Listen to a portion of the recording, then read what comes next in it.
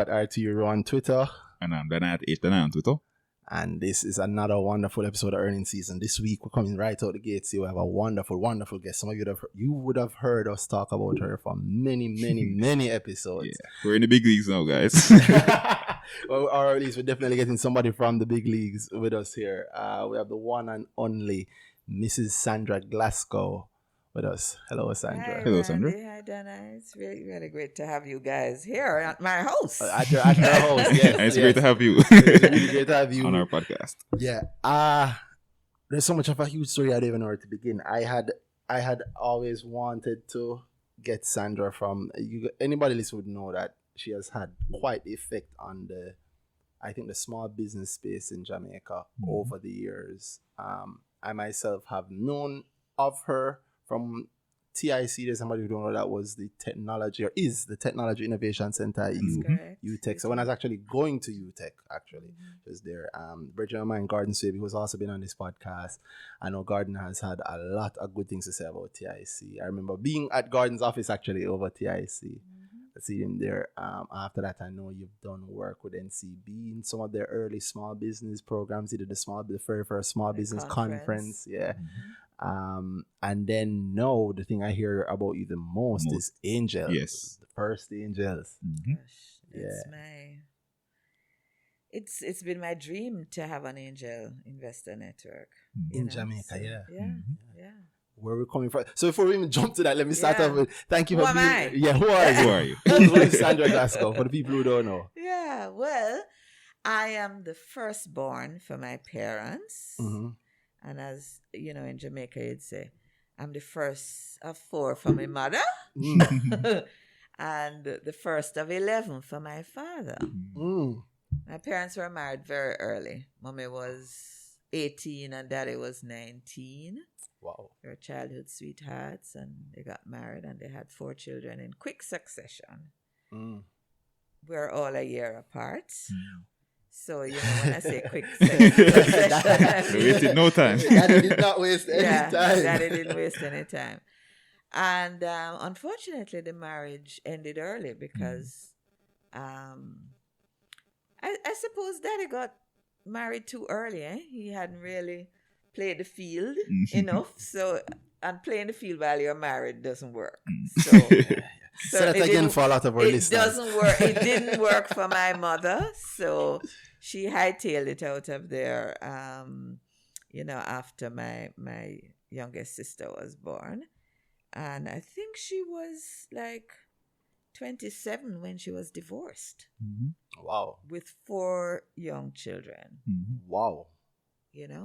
Wow. What time period is this in Jamaica? So this was I was born in 1956. She got married in 1955. My brother Peter was born in 1957. We were both January, so I was on the 4th of January. He's the 11th. Then my sister Denise was the 17th of September, 1958. And my sister Claudia, the 16th of October, 1959. Wow. And by 1963, my mother was divorced with these children, 6, 5, 4, and 3. So I actually had to grow up very fast. I mean, when I was 9 years old, I was cooking meals for the family, But my mother, and everybody says I'm just like my mother, and I guess I am. I have a lot of her qualities. She was determined to succeed, So I remember her at one stage having like 3 jobs. And, she did I think she was among the first batch of part-time students doing their bachelor's degrees at UWI. Okay. She actually worked at UWI. She started in the filing section, and then she ascended pretty quickly. She was the assistant registrar for student affairs. And then in 1974, she became the first pro-registrar for CXC in the Western Zone. So she actually was one of the people who started the Caribbean Examinations Council, CXC. Wow. Oh. Yeah. That's major. Yeah. That's major. That's major. So, she's an educator. And my father was a businessman. And actually, my first job was working with my dad. I was general manager for a company called MFV Limited, trading as Garden Foods, that made Solomon Gundy, hot and, hot sauce, brown sauce, and pickles. We started off in Kingston, and then we went to St. Mary. And you started off as GM At at the top. yeah. I mean, and funny, I had graduated with a degree, bachelor's degree in marine biology and applied botany. So I knew nothing about business. Absolutely nothing. In those days, you did sciences, and that was it. There was no mixture. In my last year at university, they introduced a program where you could get 1 credit from another faculty. So I actually did economics. Professor George Beckford was one of my lecturers. It was great. It was fun, that course. But that's as close as I became when I did my bachelor's degree to learning anything about business. So when I started, my dad always said, I want you to take over the business. So that's why I got the job. Yeah. And I had to go and teach myself about marketing, about accounting. I mean, I tell business owners today, you just have to go and learn what you need to learn. And that's what I did. I took a course actually at IMP. Yes. You know what IMP is? Yes. Even I know IMP. Institute of Management and Production. It was part Yeah. of the ICD group at the time. Yep. I did Which used to be a listed company, just for the listeners. Yeah. Right. So I did a course in marketing. But for accounting, I bought books and I taught myself She's right. accounting, I just want to be clear. I just want to pause, Sandra, Yes. and just make the listeners know that I did not tell her to say that. Say what? Because Say it's what? a big contention for us What? on this show. Because I'm not a trained accountant or anything in Okay. that field. Everything Okay. I've done the same way. Right. I mean, I teach about doing numbers, but Yeah. he knows it from From investing, from actually looking at Yeah. and learning yeah. it. So But- to hear you say that you have been doing that years ago, everything you have to teach yourself is You have to teach yourself. Yeah. You She's know, right. this idea that you can just fly Mm-hmm. by without it. And it don't work. so many people are afraid of accounting and finance. Mhm. Yet they're running a business. How can that? How can that be? Very- that makes very, sense. very true. You Very know? true. Yeah. So I want to tell you a little bit about my family, especially on my father's side, because my father came from a very big family. My grandfather was a German, American, Caribbean guy who came here, had a farm in St. Mary and had, by my count, and I'm one of the family historians, 29 children Oh, wow. with 8 Wow. women. Wow. Right? With 8. So he was With working 8 hard. women. Yeah. So, Okay. and of different hues. So my grandfather was white. He had Indian and black, and his first wife was white. Then he had Indian and black. So we are a beautiful family of all kinds of mixtures, Mhm. and we are proud of it. Yeah. And in our family, we don't talk about half brother or half sister. She's So right. I have Yeah, lots of uncles and aunts Mhm. and cousins, and Mhm. and we look very different, and we look the same. Mhm. you know, One and of those families. no, and so I'm a Walter. That's my maiden name, Okay. not Walters. Walter. No S. Walter. Okay. And then on my mother's side, she was Reed. Her maiden name was Reed, and her family came from Westmoreland. So Mm. Ricketts, Reed, those are her people. Now we're very strong on family. Mhm. So even for me, I have 2 daughters, Two grown daughters. My daughter just turned, well, I can't say it. Say it, Sandra. Somebody might be listening. Somebody might be interested in Well, listening. I won't say which one. I have a daughter who's 40 and one who's 39. Really? So I got married very early. I was 20 when I got married. Mm-hmm. So Neil and I have been married for 44 years. Can you believe that? Wow. Oh, and I see see you. just the other day he was 18 and I was 14. So it's so all of these things have shaped who I am, you know. As I said, I'm very much like my mother, very driven, perfectionistic, although I'm trying to, you know, moderate that. I'm trying to rein that in. I don't know. I understand that one. Yeah, we understand that one. I hear that now. I'm trying to rein that in, you know, but I am very passionate about whatever it is we do. And, you know, when I went to work with my dad, I found my passion. My passion was business. And although I hadn't done business, I really loved running that company. And then my other passion is corporate governance. Which is still the running, but the proper running of a company. Proper running. And the reason that's one of my passions is because my father, I only stayed with him for 4 years because we had many fights about governance issues, you know? And he would have been the head of that company. He was the head of the company. He was a managing director. I was a general manager. I remember he used to, we had a factory in Crossroads. He used to walk through the back door and he would tell the staff to do everything that was different from what I told them, just because, you know, I'm the boss kind of thing. So we had a lot of differences about governance, and in fact, that company folded.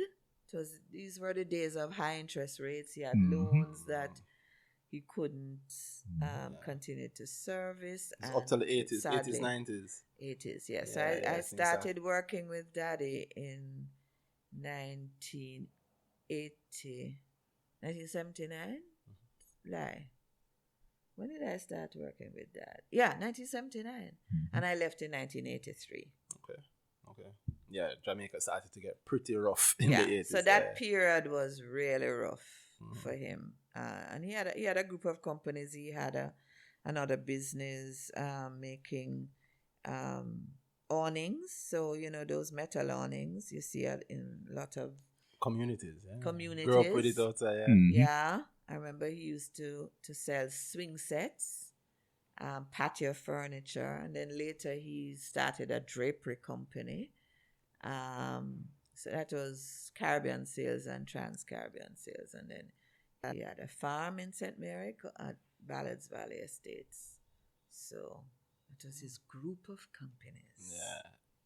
That's not a bad... It's so funny how time turns, because now that's like a goal for many people, myself included. I wouldn't mind having a group of companies and a farm I can go to disappear to on. I don't know about the 18 kids, but 29 kids. My grandfather has, Daddy has 11. Wow. Yeah. Wow, and you only have 2.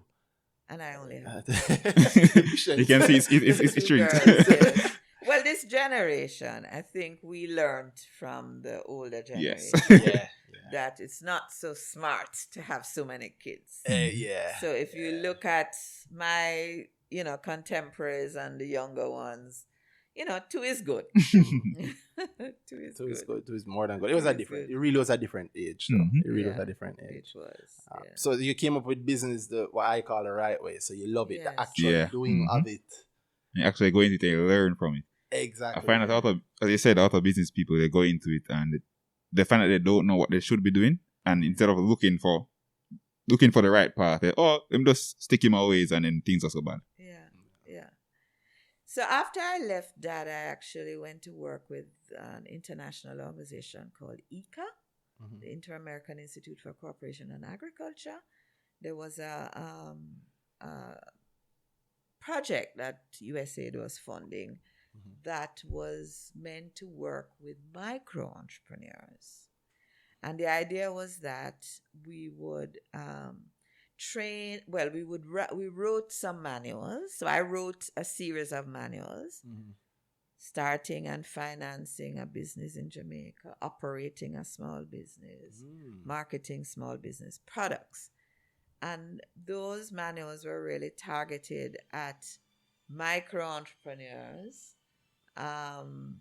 people who were clients of some of the agencies that we were working with, a lot of them government agencies, but the National Development Foundation, if you had ever heard National of NDF, NDF that used to be in the 80s and early 90s, one of the funding agencies for small businesses. Okay, a bit like the DBJ now. Yeah.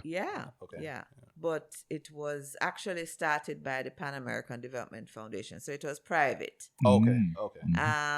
And we worked with ministries, so the Ministry of Agriculture, RADA had some programs. We worked with Things Jamaican, who were working with craft vendors. We worked with the the Bureau of Women's Affairs. And I supervised 10 Peace Corps volunteers. And so what we did was we trained trainers to use the manuals, and and those trainers working with the Peace Corps volunteers trained the people in the field. And so that was a really exciting program, because I got to break down business into just the very basics, so that, the idea was that a craft vendor should be able to keep track of sales and expenses and profits, because they're really not doing it, and they could write a receipt and they could do a cash book, so it was illustrated, it was, very simple, and it was just a lot of fun writing those manuals. Then that was 84 to 87. Just as my contract was ending, I got a visit from a Canadian guy who had come to start a project at CAST, the College of Arts, Science and Technology, precursor to UTech. And that project was to set up an entrepreneurial extension center, they called it. And they were looking for a local manager to work with this Canadian guy, Claude Deganier. And so I started there in October 1987. And I remember when I was interviewed by Dr. Sangston, I hope Blossom Amelia Nelson. I think she's a former Minister of Education. No. Why do I know that name? Blossom Nelson. She used to actually be executive director of the NDF. But she's done a lot. No, she worked. I think she runs at the microfinance. There's a microfinance association. Yeah, I think the association. They have a coalition. But she don't work with Mayberry. She's done. I think I know her. No, I know her from being young and Chris watching Stokes, on news. Chris Stokes and is his mom. Yeah, that's his mom. Oh wow. I know her name from news. So in a way, maybe she was a permanent secretary or something like that. No, she was never in government. She's never in government at all? No, she was actually pro-chancellor at UTech. She was pro-chancellor. But before that might be. I went to UTech also, so that may have been it. Yeah. So before that, she was actually on the advisory committee of the Entrepreneurial Center, and she was one of the ones that interviewed me for that job. No, at ICA I drove a car with diplomatic plates, and I was earning US dollars. While living in Jamaica, the dream. Doing my shopping in Miami. Oh, Lord. Remember those good old days when you couldn't get Air Jamaica, oh God. Right. So I remember they offering me some ridiculous salary because I had been at the time the tax rate was like 56 cents in the dollar for whatever income bracket that was. It was very high. Wow. And I was earning tax-free money at ICA. And they're offering me some ridiculous thing, right? So I said to them, well, we had to renegotiate it, and actually, it was the PSOJ in the end that agreed to top up my salary because CAS couldn't afford it. Mm-hmm. But what I said to them was, listen, I think what you have here is something that could go places. Mm-hmm. And I think instead of just working with students, I think we can provide courses to small business people. Mm-hmm. So would you agree if I would run these courses? Mm-hmm. And if you agree, I'll take 10% of the gross revenue. Mm-hmm. Revenue. Smart move. Smart move. Well, of course, they agreed because they didn't know what was going to hit them. Yeah. And so I started on the 5th of October. I think it was the 5th. And by the early November, I was advertised a course called How to Start a Small Business in Jamaica and Succeed. It was the same course that students were doing, but we packaged it. We said, I went to the head of the tech ed department. I said, Jerry, I'd like to rent your conference room. She said, Sandra, rent? You mean you want to borrow it? I said, no, I want to rent it. I said, okay. Rent it. Our office attendant, I said, Miss Burton, would you stay on and make sandwiches and tea and coffee so we could have a tea and coffee break? She said, sure. I said, I'll pay you a little extra. So I think we charged $300 for this 6 week, 2 evenings a week for 6 weeks. 3 hours, 2 evenings, 6 weeks, $300. We had 20 desks and chairs. We had 23 people registered. Wow. And so success right up. How you find the right thing. So right off the bat, we had a winner in that course. So I would stay back those 2 evenings. We got guest presenters who came in, and we were running that course for years. And then that was, the Canadians had actually brought that course. I think it was, I can't remember what agency in Canada had done it, and they essentially white out Toronto and put in Kingston, and they white out Waterloo and put in Maypen, right? But then I went on a study tour the next year, and I went to the Federal Business Development Bank, which had a whole set of these courses. And I used we are a poor third world nation, can't afford to buy these things. Yeah. Give it to us a grant, yeah. Could you give us the material? And they said, oh, absolutely. And they gave us the material, the license to use it, the trainers' manuals. Wow. And so I came back, and with some money we had in the project, we, typeset the thing, put on a new cover, branded it, the Entrepreneurial Center. Of course, we put in proper names and case studies, and there were a number of courses. There was a marketing course, an accounting course, a course for small retailers, a course if you wanted to be a consultant, all kinds of courses, and we'd run these courses in the evening. And so we were making money.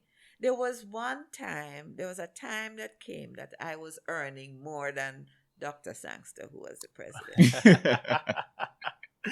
Oh, wow. Well, but yeah, you're getting 10% off the Exactly. top. Off the top, Randy.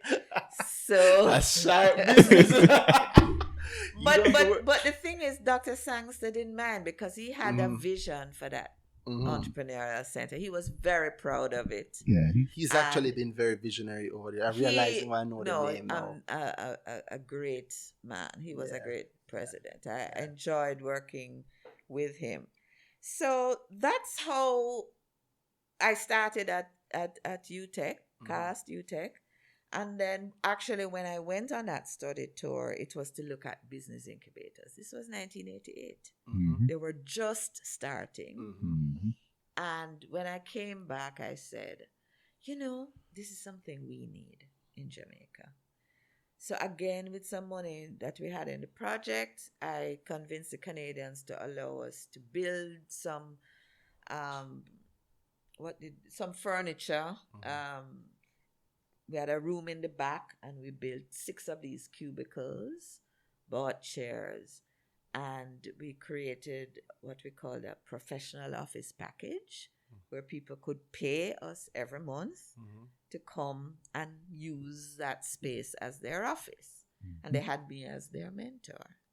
And we were the first unit on the campus to have a fax machine. So we had a fax service. In fact, for years, we offered a fax service to the university. That's smart. And charged them And $5 a page to receive.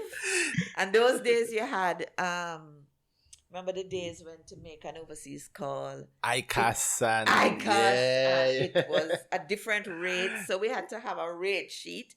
If you wanted to send a fax to Japan, or if you wanted to send. So we had a roaring business. Yeah. Technology business, but I was cutting edge at the time. Absolutely. Yeah, that was cutting edge. Absolutely. Yeah. Then we set up a business services center where we had high-speed copiers and printers. A lot of the people who did UTech would know that now, because I know you go over there if you want to get a lot printed. Go to BSC and you would get things printed. You could send your faxes.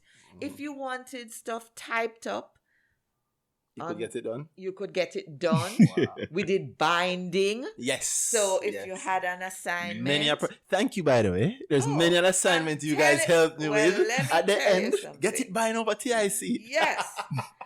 But that started from the Entrepreneurial Center days. So part of it was like going to conferences of the National Business Incubation Association, because I had just been so fired up about this idea of business incubation. We joined the National Business Incubation Association, and I went to those conferences. And we were doing a lot of work, consultancy work, especially with the EU, USAID, a lot of work on micro enterprises, a lot on microcredit. We were training loans officers to give microcredit and all kinds of things. And at one point I said to myself, but I don't think focusing on micro enterprises is really going to move the needle in our economic development. We need to look at companies that are focused on technology. Yes. And so we want to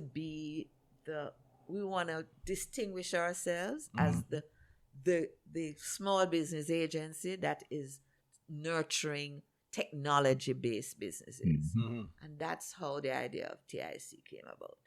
So I, with some help from some members of the NBIA, wrote a business plan for it and sort of pounded the pavement, went to everybody trying to find funds, because I was looking for money to build this building, which my vision was a state-of-the-art technology innovation center. Nobody was offering grants for building. So eventually the CDB said we could provide a loan. It would have to be government guaranteed, but we could provide a loan to build it. Convinced Omar Davis, who was the minister at the time, to provide us with a government guarantee. And then CEDA came in and said, we will match the amount that you're borrowing with a grant to equip the building, equipment, furniture, training, and some operational costs. So that development, I wrote the concept paper for that TIC in 1995. 1995. Lie. 1989. Wow.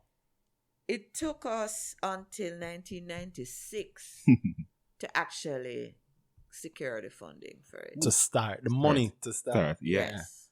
Wow, 7 years. So, and then after that, it went like clockwork. We were the first, I think we were the first to use a Chinese firm to put up a building. That's gotten very popular now. You really set trends. It's gotten very popular these days. China Jiangsu, they were doing a lot of work in Trinidad because in Trinidad they were active, but there were no Chinese firms doing infrastructure work here. Mm-hmm. But when we did the tender, we had about, I think we had up 3 or 4 Jamaican construction firms, contractors bidding. Mm-hmm. Their rates were very high. Mm-hmm. The Chinese, like, 116 million, 130 million. Chinese bid $75 million. No brainer. Yeah. Same concept Except- being used no, nowadays. Right. As we hear from the construction industry, but this then is late 90s. So This is 1999. We put out that tender, and I think 2001 they were supposed to start. They were supposed to start in January. The project was from January to December. They broke ground in April, and they finished on the 24th of December. wow. Also unheard of back then, No, especially. I'll have No, to it's say unheard that- of, and back then it was. They No- brought, though, 25 of Chinese workers. Oh, to that. Well, they do the With same them. thing now. I gather. Yes. They lived on the site. Okay, so it's constant. Constant work. Yeah. And I always say, people, one of the things that impressed me with that construction was that the mason was also a steel man, could do the framing, Mm-hmm. was also a plumber. Multi-talented. The tiler was also a mason, Yeah. was also something else, right? So, in Jamaica, workmen, you're either an electrician, or you're a tiler, or you're a plumber. mason. Yeah, me not do that, boss. I know Me my not I do know that, my- boss. I know. Exactly. No. Like the driver doesn't do Yeah, anything. Yeah, lift anything At you know, all. at Yeah, all, yeah. at all. Trust me. I think the only workmen in Jamaica who double hat are the people who fix AC. I can fix fridge too, They're the only people I know who do two things. Everybody else, one No, thing. but they're not. What would they do? They probably don't do the electrics. They probably No, definitely right. not, no. So Yeah. So that building was built in record time, and you've seen it. It's a beautiful building. quality Yeah. is tremendous. It is. And It has a it- courtyard. It's one of the first buildings I've been in that has. You go inside and there's a. Yeah, Actually, it sounds and- simple, but to me that's a big deal. You go in there and there's art. and in see there. a model of it. That's Yes. There's that painting. was done. It's Not the like- painting, the it's sculpture. Sorry. Yeah. So for the people, nobody can see. So I'll have to Yeah. tell you. Anybody's been to TIC, is there a name for the sculpture? Yeah, Like,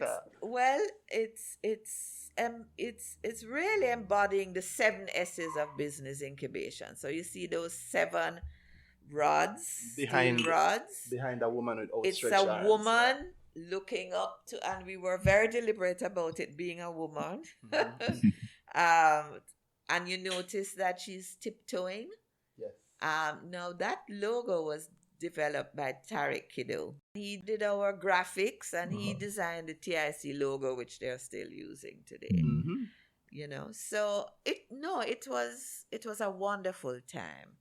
I had an incubator manager called Joanne Fraser. Prince Philip came to open it. Michael Leachin did the official opening. It was a really wonderful time. And when I left TIC, because I had been promoted to senior vice president, it was 2004. We were making profits. $12.7 million was the profit we made in 2004. You guys were profitable then. Did you hear what I said? Wow. Because in 04, I would have just started to go to UTech, and it was You thought had the of as a We were almost a charity we thing. were on our own. Yes, it But was separate. It was that's- separate. this- Yeah. no, subsequent to that, the Mhm. university changed its policy Mm. and integrated TIC into the Mhm. university's accounts. They heard which about the was profit. Yeah, worst yeah, of course. thing they could have done. Yeah, they heard about the Because profits. we had been operating as an autonomous unit Mhm. for all of those years, and Mhm. since they changed that policy, Problems. no more. said. Yes, there was a mark. Well, let me not Yeah, step on let's- anybody's toes. yes. But there was a time you could tell TIC used to be very good for two things. It was you could get printing done there, you could get copies done, and I know there a little bit of the age. Anything online. There was a time when you have to go there. You could use the computers there quicker than anywhere else. Right, because we had internet. Exactly. Early We days of had internet. Lloyd Distant, who used to work at Cable and Wireless at the time. I mean, we had a very sophisticated telecommunications infrastructure. We had a server room. I mean, it was plug and play. If you were a tenant, you came in and you plugged in. Those days you used Ethernet or whatever the it is. 56K or whatever. You Yeah. plugged in to get your internet. Mhm. It's not quite so. Yeah, but it was good internet for is that, yeah. not so available these days. By the time I'd left UTech, it was known for printing, still copying, and good lunches. You go over TIC to get food. But I think that's just how the students refer to. Yeah, the because we closest had lunch our spot. own little restaurant. Yes, We had our own little, which was also better than Yes. all the food on the campus. right. So the thing is that the students came to do their printing and copying and so on. But we were always, from Entrepreneurial Center days, focused on people outside. Mhm. So, most of the tenants were people from outside, Mhm. people who wanted to start businesses, not necessarily students. In fact, we had very few students. Mhm. There were people who would come there, and it was not just for the space. There was a bundle of services. We had speakers. I actually tried to start something called TICANE, the Technology Innovation Center Angel Investor Network. Mhm. Wow. In the mid 2000s. 2004. I Wow. brought down a woman named Susan Preston. Mhm. We had seminars with high net worth people, including your boss we were talking about earlier. Thanks for giving me something to edit. and we went to Mo Bay and had a seminar there, and there was a lot of interest. Mhm. It just wasn't the time. In fact, Michael Lichin pledged $1 Mhm. million US Mhm. to a fund we were starting. Oh. Did the But- fun start? Well, Yeah. no. Same Because you a what million. what happened? 2004, Things got Oh, rocky. yes. started. Oh, Things got yes. rocky, yeah. Mhm. 2007, 2008. Yeah. So it Mhm. didn't actually happen. But that stayed with me. The information that I had picked up on my Eisenhower Fellowship in 2000 and bringing Susan down in 2004 and connecting with people like, we had a little group that was working on actually setting up this fund. Mhm. Chris Berry, PD Chin, That's not Tasties. Am I getting that right? No, Peter D. Chin, Alliance. Oh, yeah. Yes. Yeah. So Mhm. if you don't know what Alliance is, you will know in about 6 months. Right. So, we had a group there working on this. We had a consultant who was doing a feasibility study, and in fact, we flew up to Michael to Michael's office in Canada, Toronto. in Canada Mhm. to pitch this thing to him, and he said yes. So those were in train, but then I got promoted into a different area. I was in corporate services. And so I was no longer responsible for the TIC. And then I left UTech in 2007. So, and then I went to the PSOJ as CEO, spent 5.5 years then. And then in 2013, I decided I'm going to start my own company. And then Joe and I started First Angels. Wow. And your own company, that's Biz Tactics. Yeah. Yes. Which is essentially, if I understand it right, it's essentially teaching that, allowing people who are actually running businesses to learn some of the things that you don't even realize you need until you're in the middle of it. Right. Yeah. So, I mean, what our tagline is, supporting growth aspiring firms. I do a lot of work in corporate governance, board leadership, mentoring boards, helping companies that don't have boards to set up their boards, and then mentoring the CEO to make sure that the board structure, the governance structure works. I do strategic planning. I help with policy formulation. I was actually the first accredited mentor on the Junior Stock Exchange. Wow. Oh. Wow. That year's a lot of firsts. There's a lot of firsts. First accredited mentor on the Junior Stock Exchange. So my first company that I mentored was CPJ. I stayed with them for 5.5 years as well. The early heavy growth years. Yes, the heavy growth years. And then I'm mentoring now medical disposables and supplies. Also, yeah. About well, they're not new, but they are, I think, 2013. Yeah, listed. Yeah, and they're about now, I think personally, to jump to like the next phase of their growth. Yeah. And I mean, actually, the booths. I met them because I was doing a lot of work at PSOJ on family business governance. Just looking at the particular issues that family businesses face. Yes.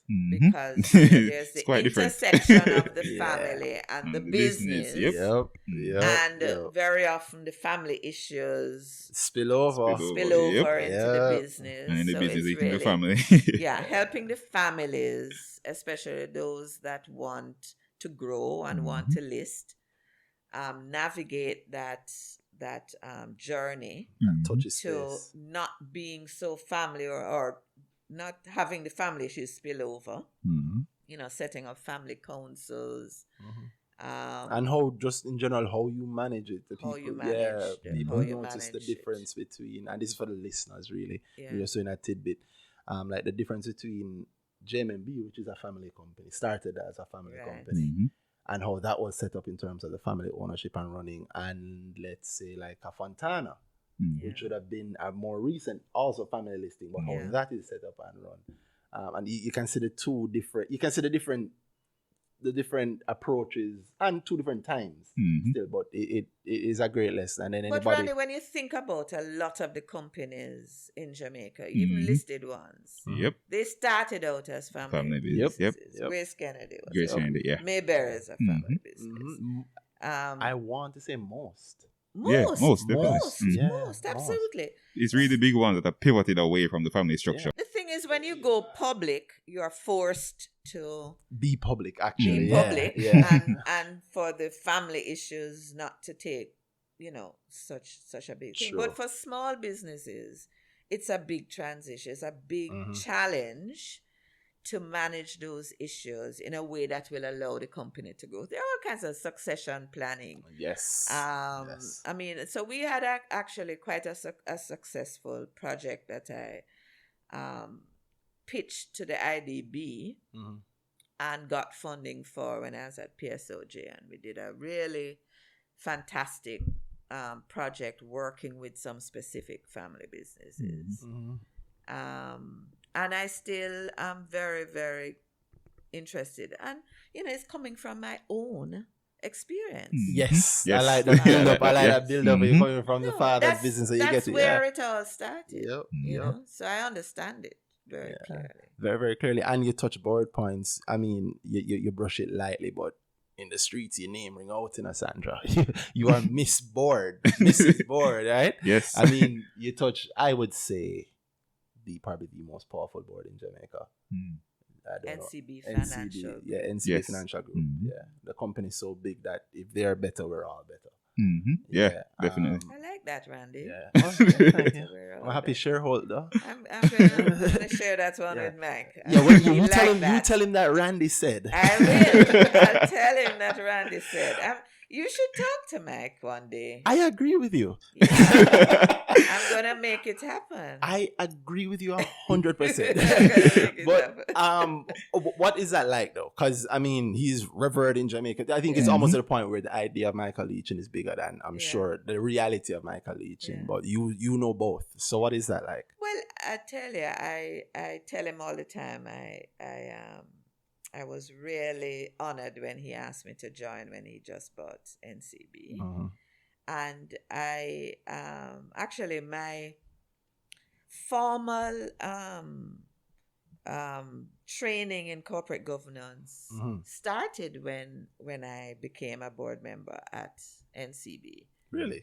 Because I wanted to know more. I mean, I'm curious about these things. If I'm going to, as I said to you, if I'm going to do a job, if I'm going to run a company, I need to know what I'm doing. So I actually did, you can see there, the Company director course. That was 2003? Yes. Right. And we're looking So, on no, that company, that organization doesn't even exist anymore. It was the Commonwealth Association for Corporate Governance, CAGC, in the Commonwealth Secretariat. And they did, was that a 5-day or a 7-day course? Does it say? But it was at, what's that hotel? It was a residential course. It used to be owned by Carreras, Randy. Sansui. Sanssouci, yes. Sanssuci. Yes, yeah. So it was like there, and I learned a lot about being a director from that course. That course. Yeah. So when I went back to the board, I said, well, here are the things we need to be doing to improve our governance.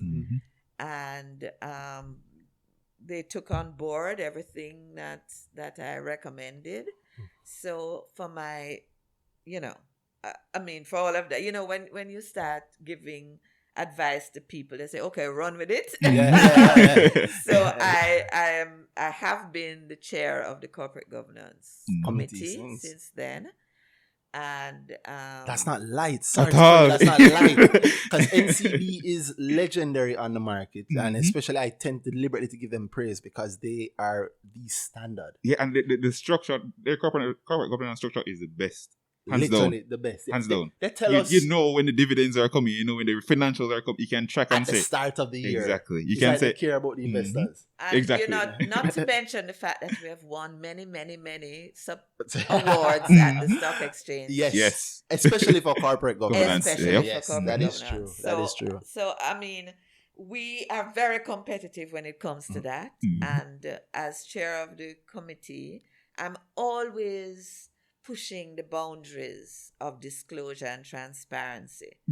And so, like, we were the first to disclose directors' fees. Yes. We were the first to disclose attendance at meetings. Yes. You're also, I think, I could be wrong, but you're either the first or one of the first to stream your AGM. Yeah, it's popular now. Yeah. But back before it was popular, you And could quarterlies, watch it. And and your quarterlies, quarterlies. and you do calls. Absolutely. Yeah. So we are very, very big on corporate governance, and we need some more of honored you in to Jamaica. chair. We need some more of you in Jamaica. Well, with the companies that I mentor, I say to them, listen, I want you to win the Junior award. Stock Exchange Awards. Not everybody is Interested as in competitive as I am and interested in vying for those. I think Dana and I understand Oh, that trust sort me. of competitive drive. Yeah. I'm like, come on, guys, we need to. Not everybody is like that. No. We've found, yeah. Right. But I think winning awards tells you something, Yeah. because they're very, and the stock exchange especially has very stringent requirements Yes. to win those awards. Yeah. And we get very disappointed when we have to share it, Yes. or when we're on the one or two occasions that we have actually lost the corporate governance award. You did We lose get it to upset. Carreras one year when I was there. Did we? Yeah, because I was at that dinner. I was very happy. Yeah. It's a good thing, but that is not a light point that you mentioned. You see how in the 80s and 90s you're pushing entrepreneurship and understanding of entrepreneurship, and we've seen the effect of that 2 decades on now, right now, when it is relatively easy to start a company, 25K company's office. And if you have an idea, you do it on your computer, boom, it's a business. Yep. And you can actually make some very good money very quickly. But then you get into another world now where you actually need the governance. You need, and the governance is hard. I can tell you, as somebody doing it myself now, I didn't know I'd spend most of my time handling customer care or the small things, or if I need somebody to do something, I have to do it myself. I have to learn it so that when I ask you to do it, if you do it wrong, I have to fix it. And in all that, you lose Not sometimes. just that, it's having a board to account The to. number one thing, which I tell everybody, and I'm not as good with my board as I should be, but I like that I know that. And I like that they know that I know that also, that the board is necessary. So number one thing I tell them, if you're serious about an idea, form a board. You have investors? I know I've funded everything out of pocket So currently. when you have investors in your company, like, if you're a public company, you have loads of investors. Correct. Yeah. You have to account to them. Correct. You have to account to your shareholders. Yep. And it's the same thing. So jumping now to First Angels, Yes. all our portfolio companies have to have a board. A board. I want to back up a little bit because you give us such a good story. I want you to give the same First Angels start. Because First Angels is current, and that's where you are. So in 2014, actually, was it 2013? Julian Robinson was then Minister of MSTEM. Yes, yeah. It's funny. Like I was going to leave PSOJ the next week, and he called me to say the World Bank wants to send a delegation to Chile to look at their Startup Chile program. Would I come? I said, absolutely, I will come. I am leaving PSOJ, so I'm on my own. I'm going to start my own company. So went to Chile, and there were 12 of us, Audrey Richards from DBJ, Ingrid Riley, myself, some World Bank people. Can't remember who else. But we went to look at the Startup Chile model.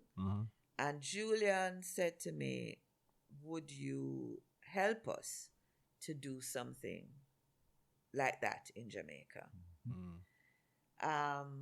It had been built into a project that the World Bank was funding, but that project they hadn't yet signed the agreement for it. And Julian really wanted to get it going. So we said, well, let's go to the private sector. So we actually went to Flow, as it was then, and Jamaica National. And Flow agreed, JN agreed to put up space, about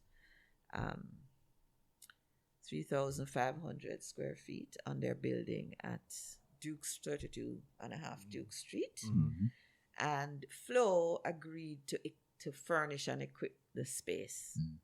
So we had all the pictures from Startup Chile, and I did a lot of research on what these accelerators looked like. And the Flow people brought in their designers, and I don't know if you have ever been there, Randy. Startup Jamaica on Duke Street. Beautiful space. I don't know if I went to the Duke Street one. We started Startup Jamaica, although it was part of this World Bank project. JN and Flow were the private sector drivers of it. And so the model was, we did a boot camp. And actually we had people from one guy from Barbados and a couple of guys from Trinidad, and they came with the Jamaicans. Then the World Bank people brought in a partner, Oasis 500 from Jordan. And and to my disappointment, some of the boot camp people were sent to Jordan. I don't think it worked out. Probably not. But the idea was that they would be incubated in this space.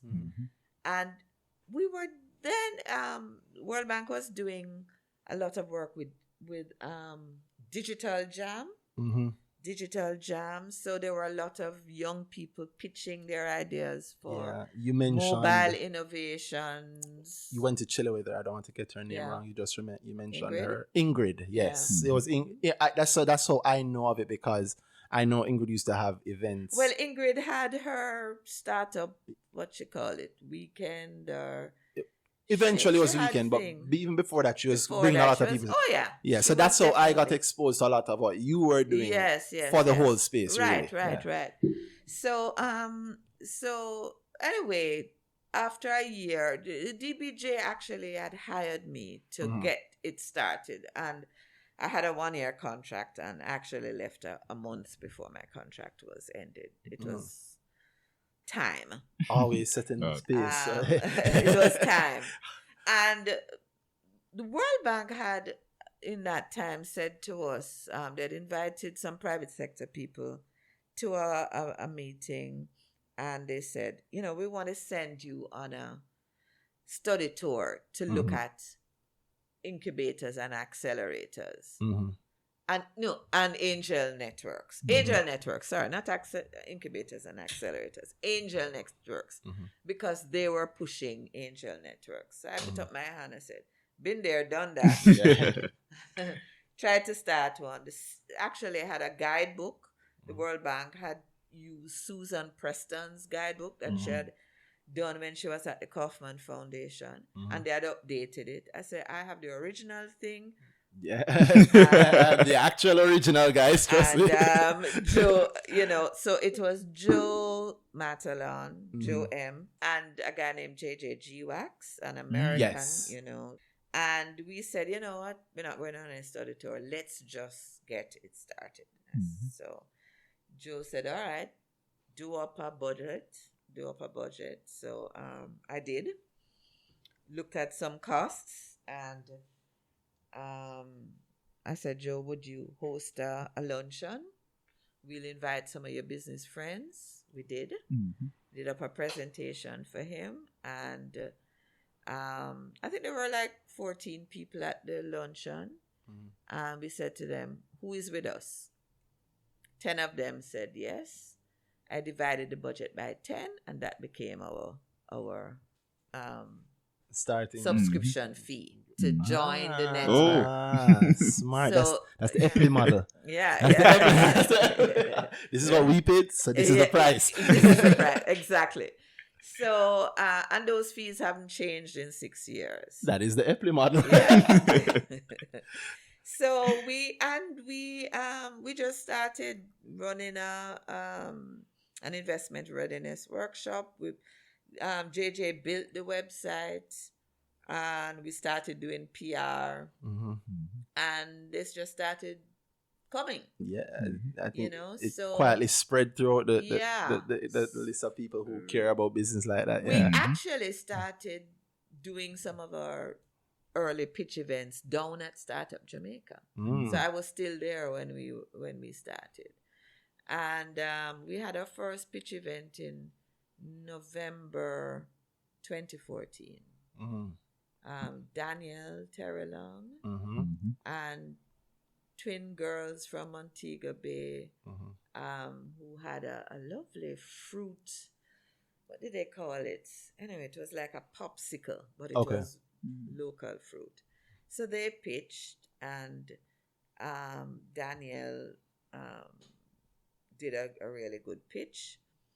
And by May, we invested in her. That was our first investment. That's no DRT communication. She's also strong in that space. Yeah.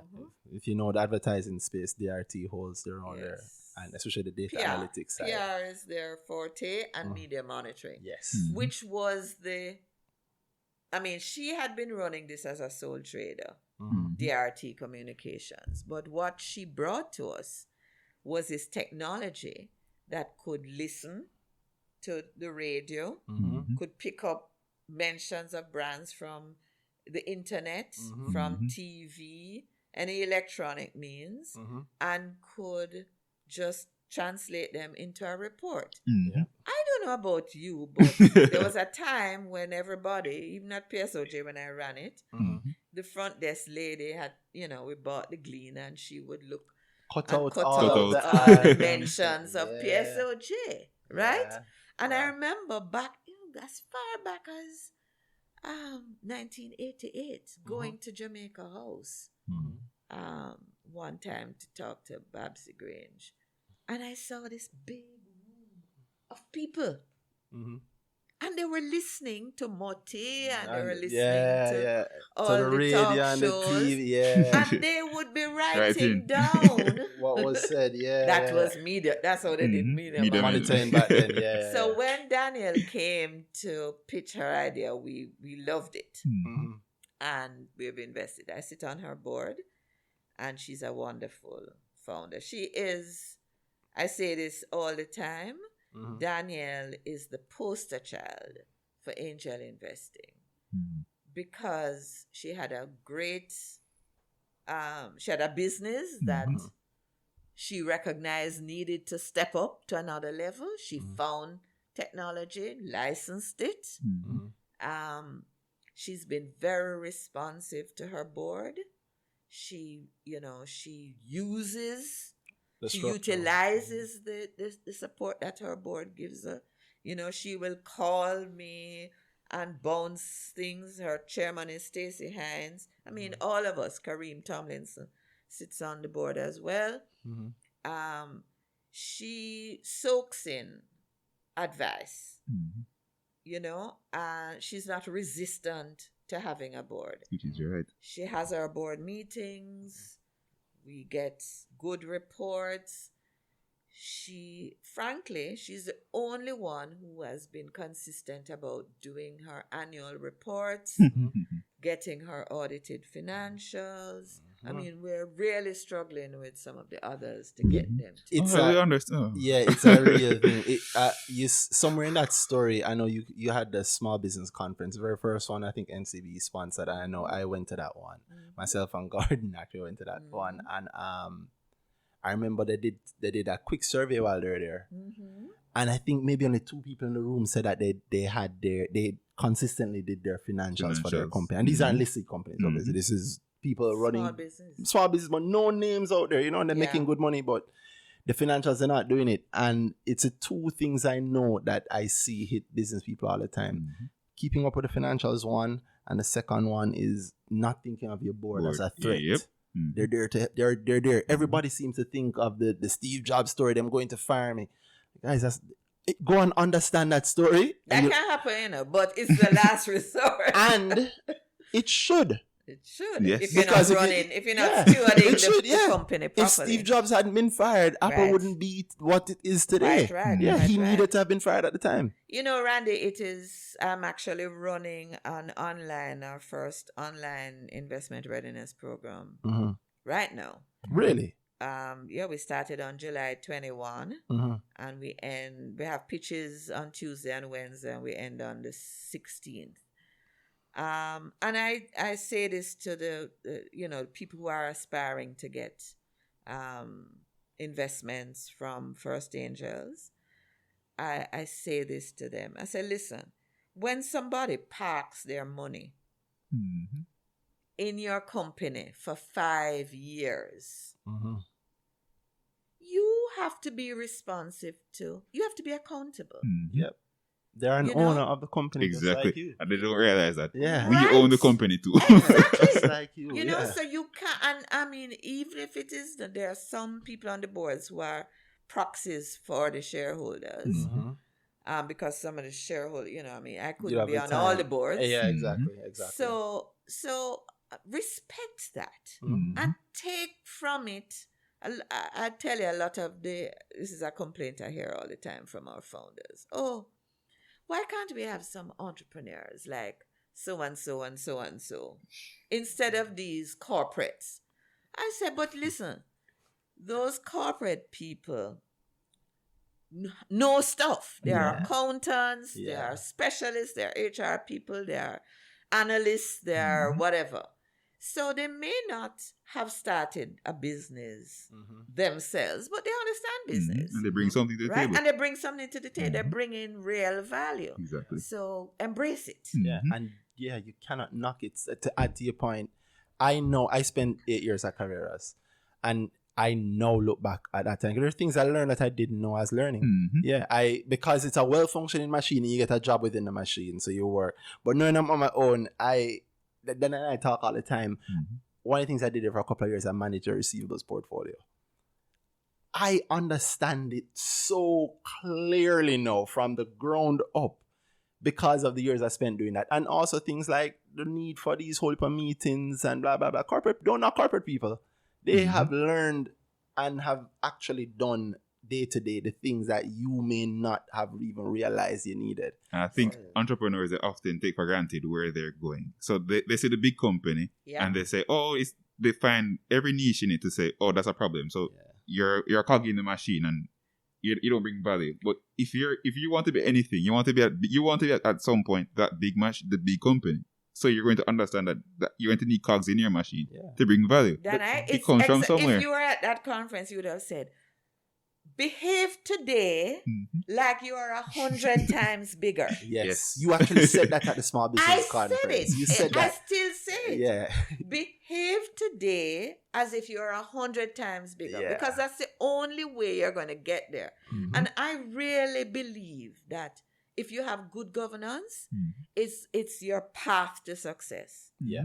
Because it injects discipline, accountability, right? And so I tell you, it's a big challenge that we have working with business. That's why I say Daniel is, and there are a couple others like Ajani Harris Williams from Sci-Fi Studios, who is one of our investees. Okay. What do they do there? You give them some free ads. Okay. They have a company called It's called Sci-Fi Studios, but they have a platform, a real estate platform called Keys. Keys.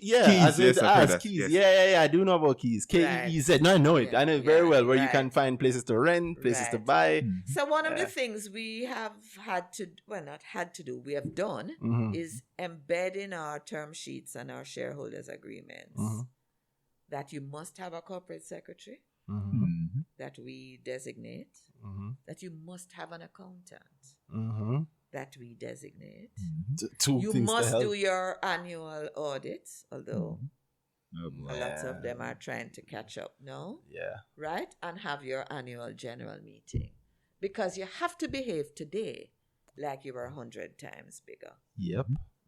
Yeah, it is the biggest. It stuck with me. I'll never forget it. You said it. It was after they'd given the results for how few people exactly. did it. I'd included that in my presentation. Yes. This poll. Yeah, it stuck with me. And you said, I'm certain I've heard Randy quote it before. Yeah, run this big company like a small company, a small company like a big company. That's not me. That's Sandra Glasgow. Yeah, it was a nice weekend in Mobay. They rented the hotel, and it was really cheap. If you say, I was like, wow, I get a hotel and I get to the conference. Right. And that stuck with me there. Run this big company like it's a small company, only small company like it's a big company. And I've done that since that. I have said every single time I start an idea, form a board. Yeah, absolutely. Every single time. Absolutely. And I tell people, if you're not, you'll know if you're serious or not. Because if you hesitate on that, then you're not really serious. When I say to people, look at somebody like Patrick Hilton, who is just a genius, really. Underappreciated, I think. Yeah. I think he's too close. I think he's too close to know this to Michael, but I think he's too close to Michael, so people don't appreciate that Michael is not handling NCB every day or that group. And that's not Michael's style. Exactly. And you would think that he's the 60 how much % shareholder that he would have his fingers in every day, no? Right? He steps back. Nose in, fingers out. That's a saying in good governance, right? Nose in, fingers out. Yeah. You pass a smell test, but not. But when you see Patrick interacting with his board, we don't have just quarterly meetings. We have 10, 11 meetings a year. Really? Absolutely. Plus committee meetings. So the notion that, you get big, And you just don't chill. need No. the board's support and Need it more. intervention. That's nonsense, right? Yeah. And that's at the NCB level where they can step back. Of course, they could. Yeah.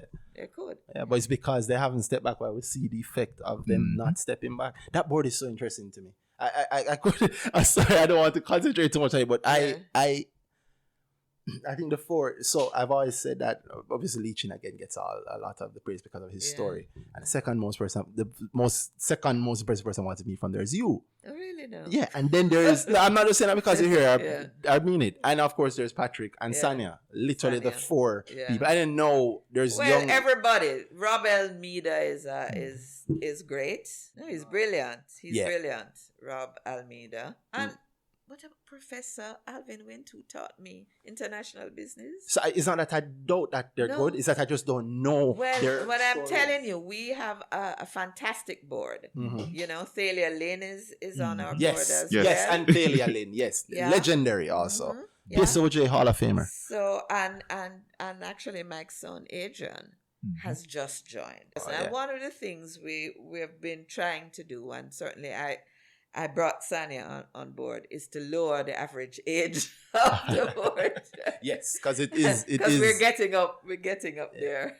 So this is active succession planning at all levels. Absolutely, active succession planning. Yeah. So let's get back to First Angel. Yes. So first, So First Angels, you really seeded the culture of entrepreneurship or responsible entrepreneurship, and in such a way that you can see what you consider established business people paying attention to it and now putting in not just feedback but also money if the idea is good enough. And we've seen the success. You mentioned DRT.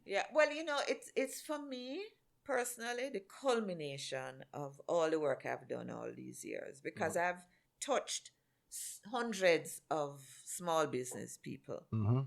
But with First Angels, we are able to not just provide them with, access to capital, which is a big problem and still for is. small business people. Big problem. But so they're not just getting money, but more importantly, they are getting that hand-holding, that nurturing, that support. I mean, any one of our portfolio companies that needed support from anybody, just think about the 31 people that we have in our members that we have in our network. Okay, yes. Are the who is who in business. Yes. The people with the highest integrity. The people with loads of capital, right? Not everybody has loads. You can't drive right now. Too late. Everybody has some capital. Some capital and access. Capital, and there are some who have loads. But more importantly, there are people who, just yesterday I was talking to a prospect for membership. And he was saying, I don't want to just pay the dues and be a member. I want to be active. I said, you're talking my language now. Because the truth is we have 31 members where we probably have 10 or 12 people who are really hands-on active, who will volunteer to present a session in the investment readiness program, who will, talk at a meetup or speak at a founder's retreat or sit on a board or coach somebody and just provide guidance. Open up their contact lists. And put you on to someone else, yes. Put you on to someone else. You know what a big deal that is? I do. Trust me. First hand, I know what it is. Because, it's a big deal. Big up Kimala Bennett. Big up Kimala Bennett. I know exactly what that's like. To see what the effect it has on the person where this because of my network I got to her, but not even just Kimala, because Kimala, I'm going to put her in medium. And by the way, Kimala is a member of our network. She is, and I saw her presenting on a session of yours recently. I don't remember the details. She just did it this past week. Oh, okay. She did a session, and she's going to do another one on the 15th, but she did a session on strategy growth and scaling. Yes, and she knows a lot about. She does. And then the session, which will be the last session in the series, is on how to become a CEO. And she knows that right back to front also. So we have great people in our network who really are all patriotic Jamaicans. If they're not Jamaicans, I mean, Bruce Boyne is in our network. He's in Jamaican, but he has fallen in love with it. He has. I mean, he's come back after he's left BNS to start his own company here.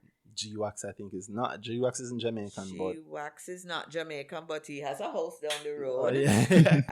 Mead Malone from the British Virgin Islands, who is a member. Again, he comes and he preaches in Runaway Bay every year. So we have some great people: Douglas Arain, Stephen Facey, Douglas Hals. I mean, I don't want to start. Yes, Douglas Hals. Plus, we have great companies: so NCB Cap Markets, JN Bank, First Rock Capital, Ryan Reed. We have, I think, JMB. PwC. We have JMB. We have KPMG. We have Hart Muirhead Fata. Sanya represents Hart Muirhead Fata. We have New Fortress Energy, the DBJ. Cable and Wireless, that's business. Lots of people: Stephen Marston, Roderick Gordon, Gregory Peart, Stacey Hines, Jacqueline Leclerc. For me, the right kind of people who not just know business and are successful, but are wanting to help small companies succeed. I see the major push there. I mean, definitely. I am thankful directly and indirectly from seeing a lot of the push they put there. But I feel like I need to be fair to the listeners and give you a little bit of pushback, because you raised a point, which is a serious point, that small businesses, the funding is still hard. And I'd be bad if I sit here as a board member of my bank, because I own a little piece, so of my bank, and not press on some of those issues. Which bank is that? NCB, and if you've heard of it. Yes, of course. Bank. Yes. Our bank. Well, the thing is that, the truth is that, and I in my training, I look at the financing life cycle. Banks aren't really meant to fund startups, That is true. It's a higher risk. And actually, BOJ regulations really put some brakes on them doing that. So they can, if you have traction, and if you are, can show that you're growing, then maybe. But they just won't fund a startup. Right? So, what we are, and I was just talking to Tanya Algrove last week about the need for closer collaboration with the network. Because once you have a small company, it's no longer a startup after we have funded and they're on their way. Yeah. But if there is a board in place and there's governance, and we are insisting on audited financials and monthly financials and,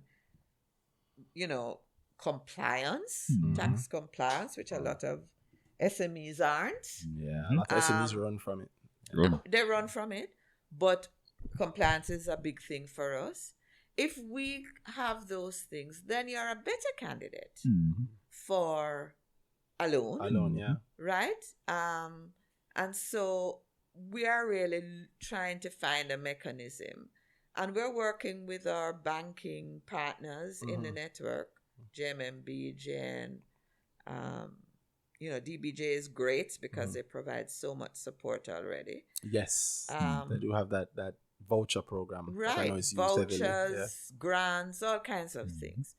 So we are really working with our partners to see how can you make it easier for these companies to get, because they've got some equity, but sometimes they've given up a lot of equity and they don't want to give up anymore, and that's understandable. We take an average of about, I think for the portfolio we have now is about 28%. Really? As an average. How are you going to 40 or so? No, 28. Okay. Actually, we don't. We have a deliberate policy that we don't take the majority. We don't want to be majority shareholders. Because then it's not angel investing. It's a subsidiary. Yeah, right. So and the other thing is that you want to leave some room for future rounds. Yes. Because most of the companies need more than one round of finance. I can say that. But we've seen the effect where you mentioned DRT. We've had on the podcast. Quick Plate. Monique's Quick Plate. Yeah, and Monique also is somebody I see who's gone from thinking about the idea, going into the actual idea. I know you can see her getting into like the actual business of it, which is I don't just have to get my sales, but I have to record my sales, put together, because I have to present it to my board eventually. And I mean, well, when we talk to her, people can hear it. You've heard that episode. It is a rough thing, but it's worth it. It's like good work. It's work that you do. You feel good when you do it, and you see the effect of it. Listen, entrepreneurship is hard. I tell people all the time. Entrepreneurship is hard. Them again. There is no doubt about that, and this is why we are really trying to provide as much support as possible. We are partnering. We had a great founders retreat in February this year. McKinsey and Company facilitated it and actually came for it. They brought the founders books so that they can read up on stuff. I'm talking now to Google for Startups. And they are going to be working with us on some of the meetups that we are planning. Oh, that's good. Bringing some of their specialists, some of their talent, which is what we've always needed, right? Indeed. And we're using local talent, and we're really always looking for good deal flow. So this investment readiness program that we're running now, there are 20 people in it, and they're going to be pitching next week, Tuesday and Wednesday, in front of real live angels. I'm surprised how well the virtual thing has worked. We're using Zoom, and it's great. You can still do a lot of interactive things. Yes, you can. And they're really appreciating it. I can. Are you going to run it again? Because people hearing this know. Definitely we're going to run it again. We've been partnering with DBJ. We started in 2018. We're working with the DBJ. We used to do it by ourselves prior to that, like a 1-day thing. Then it became a 2-day. And now it's like 6 days. Because what we are finding is that there's lots of stuff. Once you've invested, you expect that founder to be running a business that has millions and millions of dollars of investment. And that founder now has a responsibility. Definitely. Exactly. And many of them don't know how to do it. So it's not just about pitching. It's not just about coming up with an idea. It's not just about coming up with some numbers in a projection. It's not just about that presentation. It's about, can you manage your people? Can you manage your customers? Can you manage your finances? Can you manage your intellectual property? Do you know how? Do you even know that you're doing a business? That's a thing that... They know they're doing a business, but they don't... Danielle tells this story all the time, she was saying, I'm having this issue with my staff. Do I sing Kumbaya or do I go the other way? Good cup or bad cup, How do I handle it? you know, and I appreciate, that's why I appreciate Danielle, because, you know, she said, meet me for breakfast, let's talk about it. And her chairman is the kumbaya one, and I'm the tough So one. you're the bad cop. I'm the bad cop. And we You came meet up in the with middle. a solution that's, you know, Equitable. she could work with. Yeah. You know, and so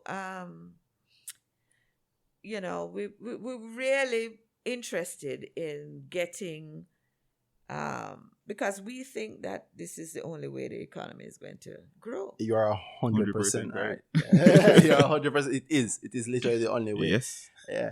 I have a pet theory I say all the time about how I personally think that you can track Jamaica's economic resurgence from Legion taking over NCB and having to find growth. And then 07 happened, and then you definitely have to find growth, and you can't go nowhere else for it, so you had to find it here. And so what happened was that, as much as I say I was pressing you on NCB has actually been great to small businesses. Oh, for sure. Look at that. You Great need to to pay me small- for this ad. We're talking about Yeah. startups. Yeah, but exactly. So on that point, however, what happened is that as smaller and smaller companies started getting more and more funding, they started to spread more and they hire more. And so we have something that would start like going back to Kimala, who liked doing music videos, is a filmmaker, is now actually running a multi-billion-dollar ad agency because it's really just a person with this idea, given the lines along which to run, doing the work, being disciplined, and getting the funding and doing good with the funding. You find that a lot of I don't want to say entrepreneurs. No, but people want to. You understand. People think it's just the idea, and then everything, the road is clear after that. Exactly. And I just get it right. And Danhai, to be clear, I love the fact that people are entrepreneurs. Yeah, no, they should. Yeah, they should Because be. It fosters a culture. it's a process. Yes, right? it is, exactly. Yeah. But it's understanding that it doesn't stop there, and Right. not also to be fooled by the glitz. Oh, God. Yeah, the Look at glitz the grab energy. everybody. Yeah, the glitz grab And everybody. I want to come back to my friend Kimala, because one of the things about Kimala, and she will tell you this, is that she sought out mentors. Yes, actively.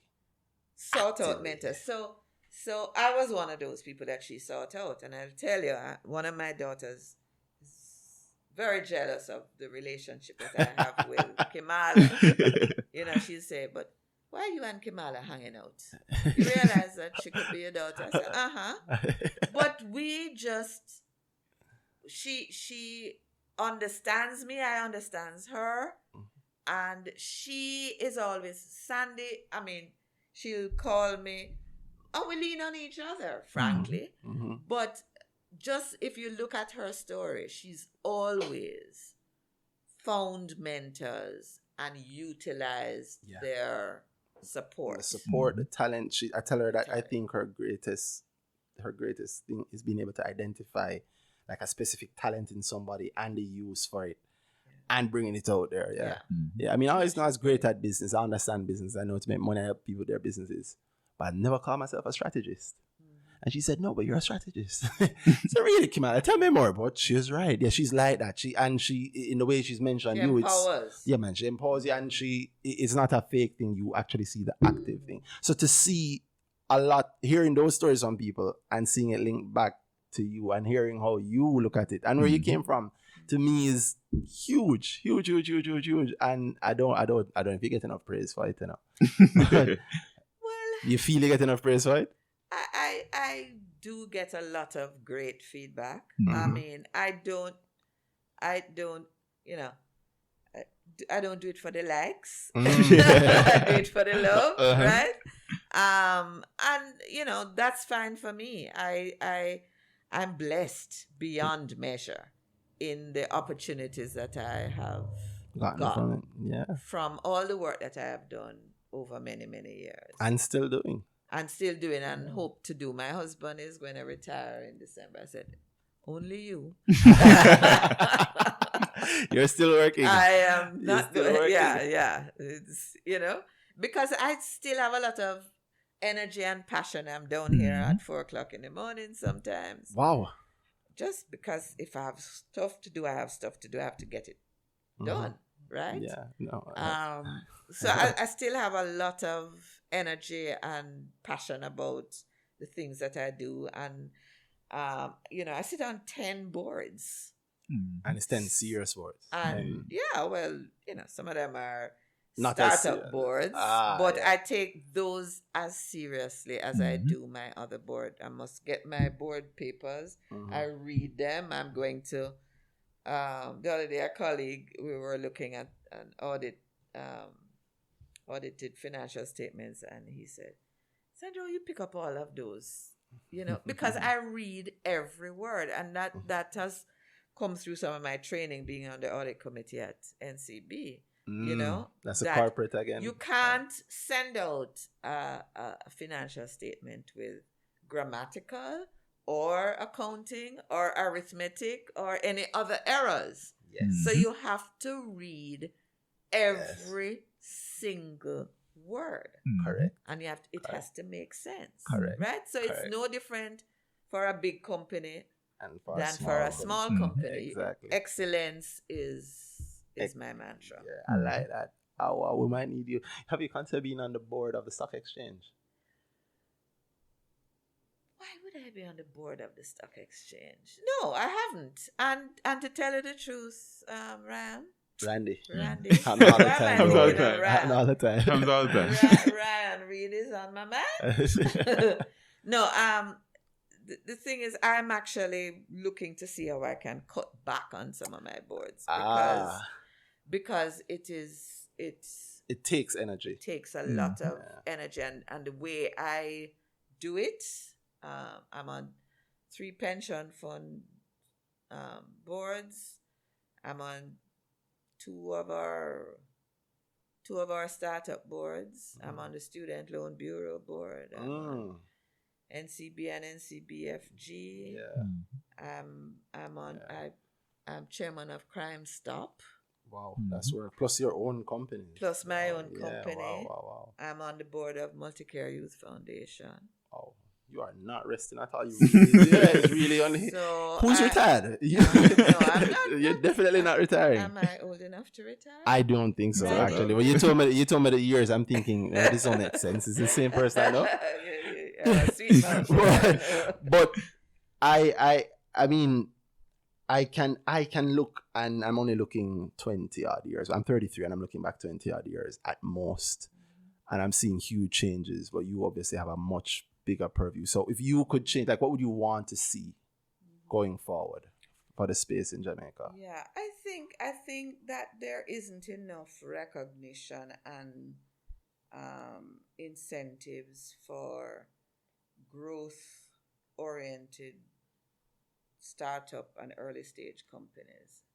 The tax burden on these companies is too heavy. Is too heavy. Yeah.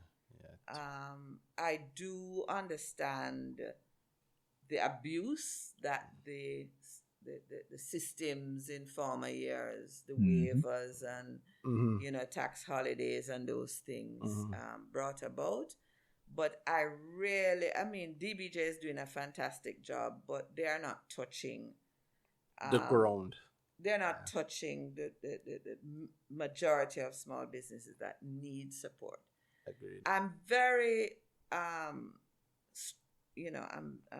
really feel that there isn't enough educational support for people who want to start businesses. When I went to CAST in 1987, and I think we started that course in 1988, every single student in every single department was required to do a 36-hour course in how to start a small business and succeed. Wow. Every student. Wow. No entrepreneurship. You can't miss it at all. You have to get that early. Elective. And you don't have to do it. You don't have to do. Right? Wow. But, I have to give Dr. Sanks a lot of credit for his vision, because his vision was that every student leaving the institution should be equipped to start their own business. Every student. And, whether you're an engineer or a marketer or a land surveyor or a somebody in the health services or in any of the disciplines that you IT, can if get. you program, IT, all of these, right? And the same thing at UA, elective courses that you don't have to do and that aren't really touching enough people. So we have a lot of people who are trying to do a thing. Yes. Hustle. Trying, and I mean, they have good intentions. They've seen something online. It's happening in another market. They want to try it here. But they don't know how. They don't know how to come back to. They don't know how to manage finances. They don't know how to manage people. They don't know how to manage customers. So there's a lot of financial illiteracy. Yes. Illiteracy. It's not just financial. It's business. Business. Yeah. When you want to find something it's business illiteracy that takes a long time for you to catch up and learn, and it's probably going to be too late. A lot of once people you learn it. A lot of people don't know that. I mean, I've tried and I still do try to invest with smaller businesses. If somebody has a shop and if somebody have a farm, I try and not just to help out. I don't seem like it's charity, because if I'm putting my money there, I care about it. So I want to grow. But I've realized oftentimes we thought those people they don't want to grow. They don't want to grow, and a lot of them don't understand the concept of a business. Like, I'm not giving you $1 million. Yes. I'm putting $1 million in the business. Yeah. You still have to work. You're going to have to work hard. And I can only help you to the tune of $1 million. And I don't want it to... I make it very clear that I'm helping you. And I'm trying. I want you to do the best. And you can be sure that I want to do the best because my money is in there. But I find that a lot of people honestly think that I can have a good idea. And Leaching going to come in with a helicopter. And I'm going to land and say, it's a great idea. You should take $2 billion for it. And he'll give you the $2 billion and then it's done. That's not how it works. Yeah, and he didn't pay you. Even just that concept of explaining that this is the investment, but it's not your money. It's a company's money. So how much are you going to pay yourself? And you see, they realize that, wait, no, but this is money for me. It's a company now. So the company has a capital, a base of $1 million. What are you putting in? And other people forget that. But I don't think they don't realize that there are other owners. So when I invest in your business, I own it too. Yes. So you can't tell me around the corner and say, oh, no, I'm going to get a little thing for the... What? Yeah. No, the company got that? No, I just do... No. Or wait, you hear that they paid a dividend, in essence, but you never know about that dividend. Yeah, they never paid a dividend, but they need that money. We didn't need that money. So you take the money out of the company, you never hear about it. Yeah. I mean, you look like you're tired of this. You've heard it a lot. Let me tell you, it's a struggle. It really is. And so... I say all the time when people ask me, I say, what I would do is make sure that... So I don't know if you have ever met Alfie Mullings-Aiken. What does she do? She runs Junior Achievement Jamaica. I used to sit on that board when I was at the PSOJ. Doing fantastic work, doing extracurricular activities in several schools. I mean, plenty schools in Jamaica. But it's an extracurricular activity. I want to see the day when entrepreneurship becomes a subject at primary school, high school, and at university. You have to do it. Right? Because the business illiteracy is a big problem. It's huge. People, we have a get a job culture. Nothing wrong with that. Nothing wrong with that. You need workers. You can't go around it. But I think people need to understand the value of what they can bring. And I realize they don't. I have a little brother who's the same. He's just not realizing that, wait, he likes vehicles. We've hated it for years. I'm like, you can't be no mango tree mechanic.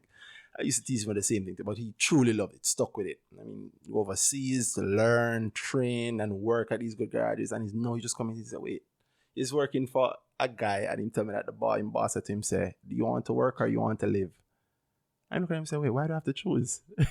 And it's him starting to learn and click that. No, if you have a true skill and you have if you're bringing value in a specific area to the point where someone is willing to give you money for that value, that's a business, but formalize it and it works best for you. It literally works better for But you. it's a skill also to grow a business. So Yes. this is why Yes. a lot of people don't want the business to really grow because they don't have the skill to take it to that level. It gets scary because you lose control of it. Yep. You know, and a lot of them want to be able to make every decision and do every aspect of the work. Yeah. Letting You go know is what I hard. mean? Letting go is hard. It It's is. hard. It's And hard. finding the talent To trust. help you that you can trust to take it to that level. That's another.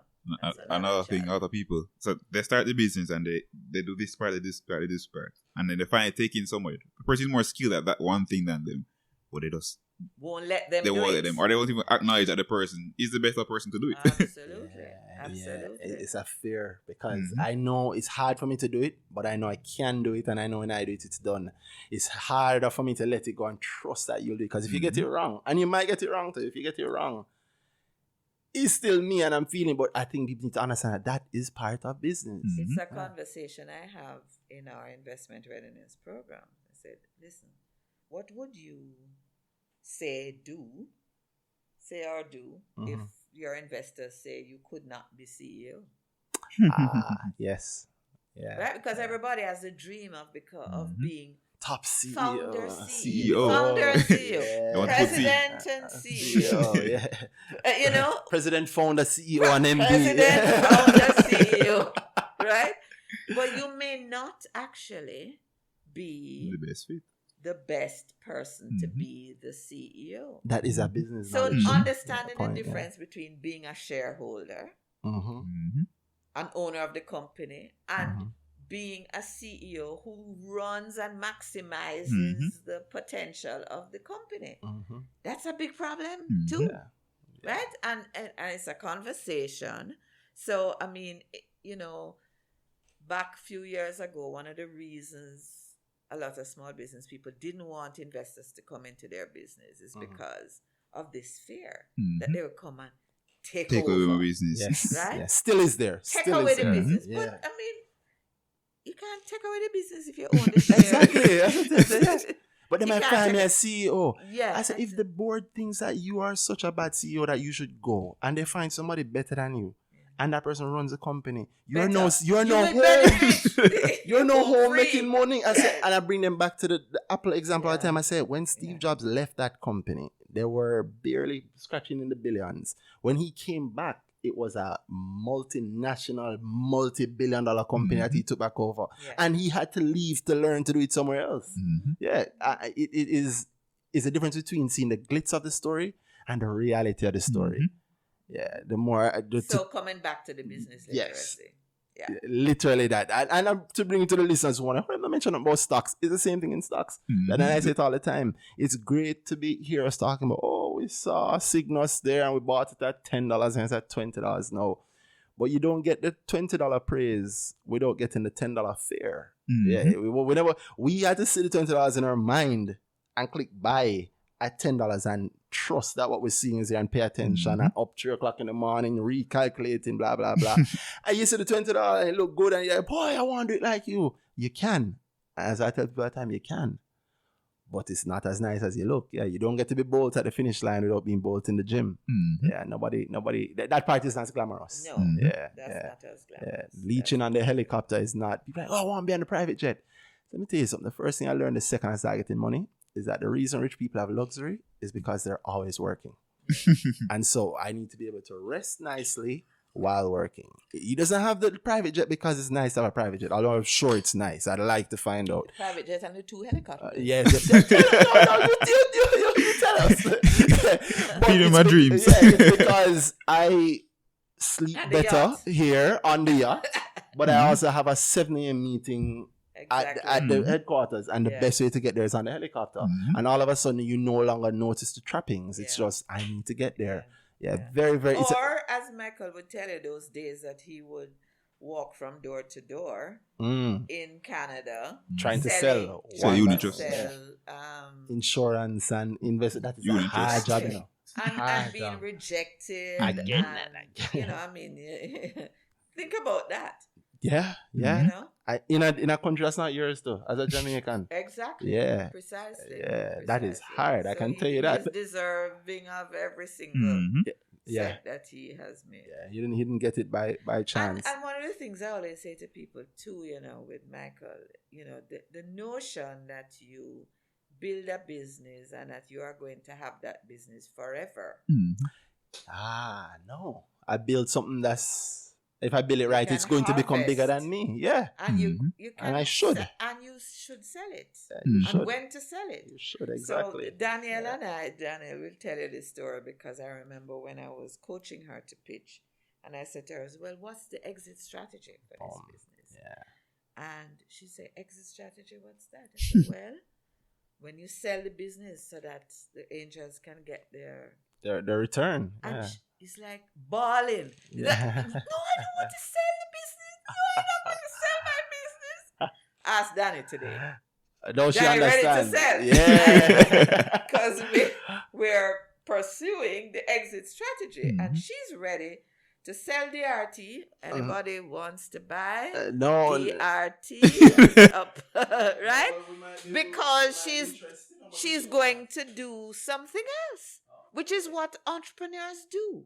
Yes. That's what real entrepreneurs do. They create something new, And then they they go on to build something it, else. and they just think about all the businesses Mike has had that he no longer owns. Exactly. But he's harvested Yes. to buy another business. Yeah. And you do it right, you still have a little piece left in there. But I mean, Yeah, look a of piece. course. Yeah, but it is the way forward, and people need to get that. If Daniel is looking for someone to buy her business, I mean, I know people who buy businesses. Yes. Yeah, I also know give her a call. I will try. Well, I think She'll tell you. I'll tell you. If it's a serious thing, it is a good thing. But for the people listening, also the consideration all the time in business of what you need to do, not just now, but tomorrow. And you shouldn't think of a business. It's the same job idea. No, don't think of your business as your job. So you're thinking a lot of times, I don't want to sell because it's like, in my mind, it's the same as getting fired. No, you're in a business such a way that I shouldn't have to be there every day. And if I'm not there every day, what now am I caring about? And whatever that thing I'm caring about is taking your time is going to eventually become your passion. So you should be able to let this thing go. Yeah. So, I mean, when we engage with our portfolio companies, when we invest in them, we say, well, the job one for your board is to start thinking about your exit strategy and start looking at where must I be, because you pitched it. Yes. You said in 2024 you're going to be here. How are you actually going to get there? Yeah, this is exactly like investing. No, Yes. but you see, It is investing. so the idea of the pitch, and you can go up there and tell them any foolishness. Right? The pitching is, I'm going to be, this is where I'll be in 2024. And this is how much investors will get, how they'll get a return on their investment. You have to start working, putting in the right strategies to actually get there. Yep. So that you can sell those shares, sell a part of the business, sell the shares, whatever, so that the angels can get their return. Correct, yeah. But you will get a return too, and you can retain some shares. Whoever buys it, if you can, if you don't want to buy the whole thing, you can retain some shares. You can go buy a yacht and sail or whatever you want to do. Or you can start a new business, because that's what entrepreneurs, real entrepreneurs do. Yeah, again and again, you can't stop it. You Right. can't stop. If you feel the itch, you cannot stop. We were joking out a couple of episodes ago about, we always talk about leeching on the program. What do you think about it? The man is a huge coffee farmer now. He's Coffee and there's coffee like not doing so well, but he has this big farm now at Innswood. That's the second thing I was going to touch. I don't know if coffee not doing so well The because pricing had gone down. Yeah. So, I mean, he still has the coffee. but he's early in it because he has now consolidated a huge part. I really need to talk to him. He has now changed the face of the industry. Yeah. And let me see. Let me No, just you send call him him. a You tell him WhatsApp right now that I said. but it really is a different sort of thinking once you change your approach to it, and to see that sort of change now happening in the space, and knowing that we still have the people around who started it because back in the day it was I just trying to hustle. Yeah. And we have a lot of companies still now that are literally just that was daddy's hustle, and I come inherit it as my hustle, and I can teach you your hustle. No, we have to step away from it. So I like that you do angel, and I should then ask because you mentioned DRT, you mentioned selling. When are we going to see the Angel Network put something onto the exchange? Well, the companies, so DRT may well, I mean, we're exploring options now. They might IPO, so we have options. We're looking at different Here's hoping. things. Here's hoping. Here's hoping. Yeah. But I, as I said at the start, I think any company that is seeking to list on the stock exchange must understand that they have to have shareholders are going to expect growth in the business. They're going to expect dividends, so you must be generating enough cash to be able to pay those dividends and profits. So it's not, there's you don't. It's not you a quick can't- one too. Yeah. No Don't walk in the losing, park. no net losses Yeah. are allowed. Yeah. And- or if and- they're allowed to cut you just on that, but if they are allowed, it is that what you think of it like the pitch. You sell a story to those investors, but then you have to meet up, deliver on the story. Absolutely. So Whatever it is you in that prospectus, people will be looking back at it to say constantly. what did they say they were going to do? Predictions. And if you don't, you get punished. Yes, and and the punishment can be harsh, as it should be, because and the but you are also punishing the people who put their money into it. Yep. into it. Yeah. So it's a big responsibility. So we wouldn't, our companies would need to really demonstrate that they're on a growth path, they're profitable, and they can fulfill shareholders' expectations. Which is right. I like that. Love that. All right, I won't keep you much longer. Yeah, thank you so much, Sandra, for this. Do we have a run the gauntlet? Of course. So we have our thing that we do. What each of our guests, we ask them about the market because we still do care about the stock market, and we ask them to tell. I won't press you now since it's Corona times. I'll give you to say what kind of investor are you? Near term, long term, all the way. Buy, hold, prosper. All right. I know that's also the leeching method. I'm not a speculator. Excellent. All right. So I'll ask you to tell me 3 companies that you would buy now. That I would buy now. Right now. to hold for, let's say, next 10? Yeah. Next 10 years. Next 10 years. To tell you the truth, I'm not sure. I am watching the market. I haven't bought any stocks. In this time?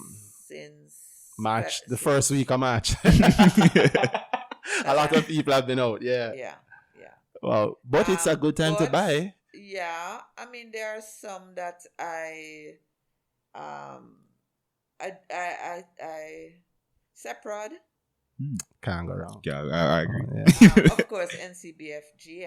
I'm biased to increase my shareholdings there. To tell you the truth, Randy, I haven't looked at the stock prices in a while. The stocks that I have in my portfolio that I like. I have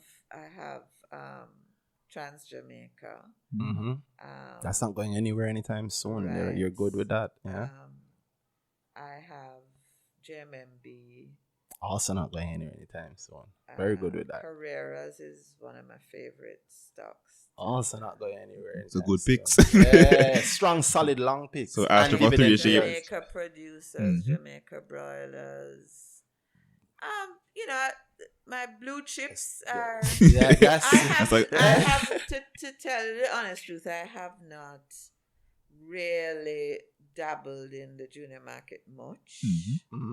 I think just because of my age, I've sort of have that solid base of blue chips that and that are dividend paying, which is what I like. And I think investors, you guys can do your speculation. You're 33. Yeah. How old are you, Danhai? 27. Okay, even younger. Right. So you can do that. And I mean, I would encourage every young person to start with anything.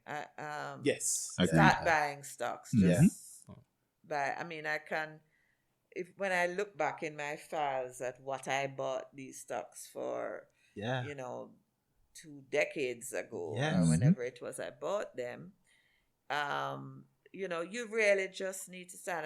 I'm big on saving. I've always been a saver. No, I'll spend, but you also save save as well.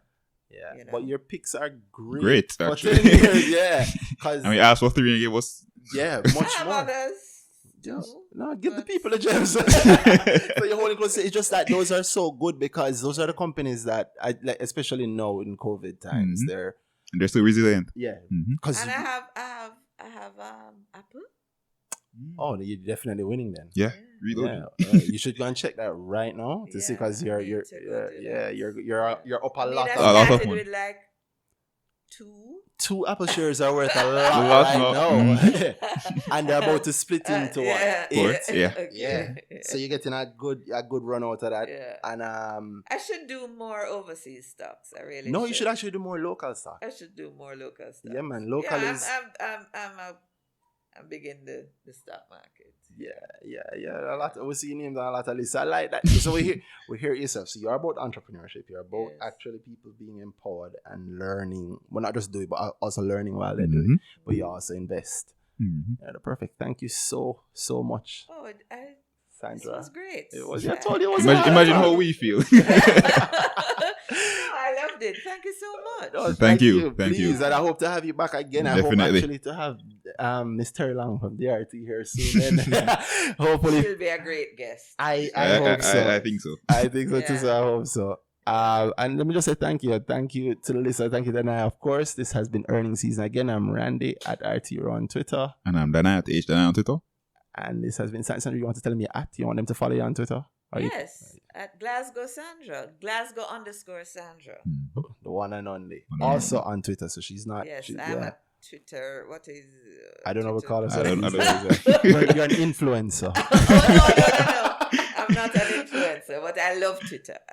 Yeah, there is nothing quite like it in terms of keeping pace. Again, you're on the cutting edge. That's where I get my news. Yes. Yeah, that's where everybody gets their news. No, wow. Well, thank you so much for being here, right? And we will hopefully do this again very, very soon. Thanks Indeed. for having me. No problem. Thanks.